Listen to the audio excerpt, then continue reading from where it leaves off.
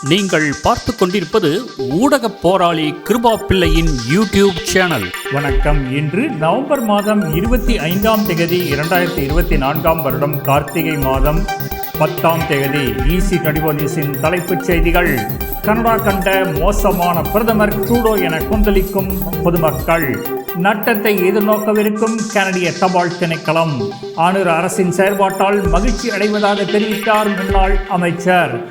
தமிழ் மக்கள் கூட்டணியின் பாரிய பின்னடைவிற்கு காரணம் விக்னேஸ்வரனே என கூறினார் பார்த்திபன். அர்ஜுனா தனக்கு தனிப்பட்ட பாதுகாப்பை வழங்க வேண்டும் என வேண்டுகோள். ரஷ்ய அதிபர் புதினால் தூக்கி அடிக்கப்பட்ட இராணுவ ஜெனரல். துணை முதல்வர் உதயநிதி ஸ்டாலின் போட்ட உத்தரவு. தனது வருங்கால கணவர் யார் என வெளிப்படையாக கூறினார் நடிகை ராஷ்மிகா. இனி EC24 நியூஸின் விரிவான செய்திகள். எங்கேயும் எப்போதும் எந்நேரமும் இலங்கை, இந்திய, கனேடிய செய்திகளை எண்ணியளவும் தவறாமல் உடனுக்குடன் உங்களிடம் சேர்க்கும் EC24 நியூஸ் இணையதளம் மற்றும் யூடியூப்.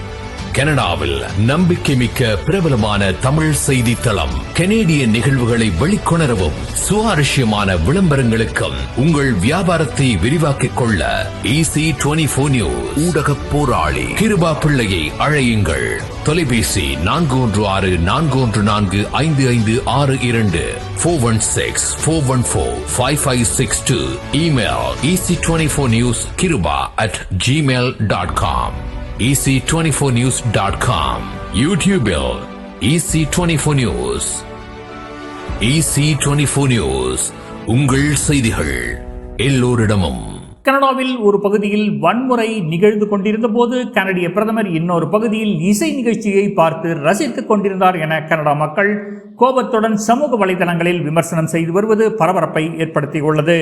நாட்டின் கடன் $1 டிரில்லியன் இரட்டிப்பாகிவிட்ட நிலையில் அதை பற்றி எந்த வருத்தமும் இல்லாமல் இருக்கிறார் கனடா பிரதமர். கனடா கண்ட மிக மோசமான பிரதமர் ட்ரூடோ என சமூக வலைதளங்களில் செய்தி பரவி வருகிறது. கனடாவில் தபால் திணைக்கள பணியாளர்கள் பணி புறக்கணிப்பு போராட்டம் ஒன்றை முன்னெடுத்து வருகின்றனர். இதன் காரணமாக போட்டி நிறுவனங்களிடம் சேவை பெற்றுக்கொள்ள மக்கள் உந்தப்பட்டுள்ளனர். இதனால் தபால் திணைக்களம் பாரிய அளவு நட்டத்தை எதிர்நோக்க நேரிட்டுள்ளதாக தெரிவிக்கப்படுகின்றது. சர்வதேச நாணய நிதியம் மற்றும் இலங்கை அதிகாரிகளுக்கு இடையில் ஊழியர் மட்ட உடன்படிக்கையை எட்டியதில் மகிழ்ச்சி அடைவதாக முன்னாள் நிதி ராஜாங்க அமைச்சர் ஷெஹான் சேமசிங்கே தெரிவித்துள்ளார். இது விரிவாக்கப்பட்ட நிதி வசதியின் 3வது மதிப்பாய்வை வெற்றிகரமாக முடித்ததை குறிக்கிறது. இந்த வெற்றியானது பொருளாதார மீட்சியை நோக்கிய இலங்கையின் பயணத்தை வலுப்படுத்தும் வகையில் 4வது தவணை நிதி உதவியை திறப்பதற்கு வழிவகுக்கிறது. இலங்கையின் பொருளாதார ஸ்திரத்தன்மை மற்றும் வளர்ச்சியை உறுதிப்படுத்துவதற்கு ஒழுக்கமான கட்டமைப்பு பின்பற்றுவதன் முக்கியத்துவத்தை இது எடுத்துக்காட்டுகிறது என்றும் தெரிவித்துள்ளார்.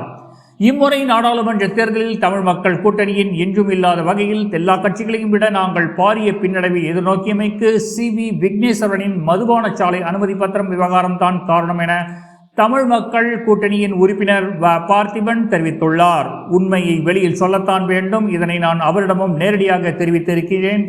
தமிழ் மக்கள் கூட்டணி இனி தேர்தல் அரசியல் என்று வரும்போது தனித்து நில்லாது கூட்டாக செயற்படுவதுதான் எமது நோக்கம் எனவும் குறிப்பிட்டுள்ளார்.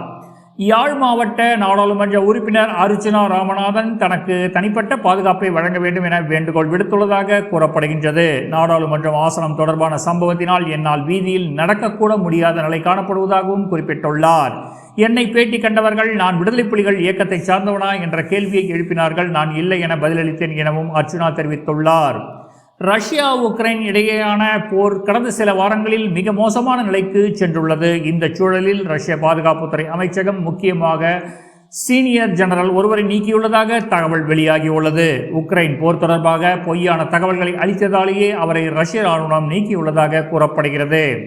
தமிழ்நாட்டின் துணை முதலமைச்சர் உதயநிதி ஸ்டாலின் வரும் நவம்பர் மாதம் 27ஆம் தேதி தனது 48வது பிறந்தநாளை கொண்டாடுகிறார். இந்நிலையில் அவர் வெளியிட்டுள்ள அறிக்கையில், என் பிறந்தநாளை முன்னிட்டு ஃப்ளக்ஸ் பேனர்கள் வைப்பதையும் சுற்றுச்சூழலுக்கு மாசு ஏற்படுத்தும் வகையில் பட்டாசுகள் வெடிப்பதையும் கழக தோழர்கள் முற்றிலும் தவிர்க்க வேண்டும் என்று உரிமையுடன் வேண்டுகோள் விடுத்திருக்கிறார். இதுவே என் பிறந்தநாள் வேண்டுகோள் எனவும் அவர் தெரிவித்துள்ளார். புஷ்பா 2 படத்தின் ப்ரமோஷன் நிகழ்ச்சியில் நடிகை ராஷ்மிகாவிடம் தொகுப்பாளினி, நீங்கள் சினிமா துறையில் உள்ளவரை திருமணம் செய்து கொள்வீர்களா அல்லது சினிமா துறையை தாண்டி வேறு நபரை திருமணம் செய்து கொள்வீர்களா என கேட்டுள்ளார். அதற்கு ராஷ்மிகா சிம்பிளாக எல்லோருக்கும் இதை பற்றி தெரியும் என கூறியுள்ளார். ராஷ்மிகா மந்தனா சக நடிகரும் தனது பால்ய வயது தோழனுமான விஜய் தேவரகொண்டாவை காதலித்து வருவதாகவும் சமீபத்தில் இவர்கள் டேட்டிங் சென்றதாகவும் வெளியான புகைப்படங்கள் பரபரப்பை ஏற்படுத்தியுள்ளது. இந்நிலையில் இது எல்லோருக்கும் தெரியும் என ராஷ்மிகா கூறியுள்ளது தங்களது உறவை உறுதிப்படுத்தும் விதமாக உள்ளது. மேலும் இந்திய செய்திகள், கனடிய செய்திகள் மற்றும் சினிமா செய்திகளுக்கு எங்களுடன் தொடர்ந்து இணைந்திருங்கள். நன்றி.